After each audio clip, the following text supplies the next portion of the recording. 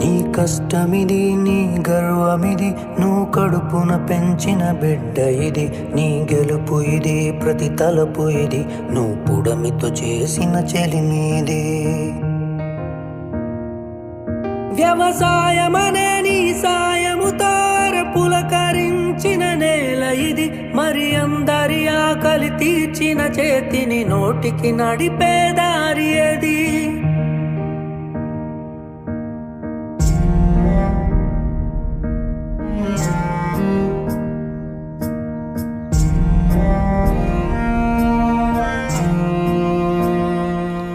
ప్రతి రైతు ఒక రాజంట, రాజరికాలే రత్తంట. రైతన్నా ఈ చోద్యం చూడరా,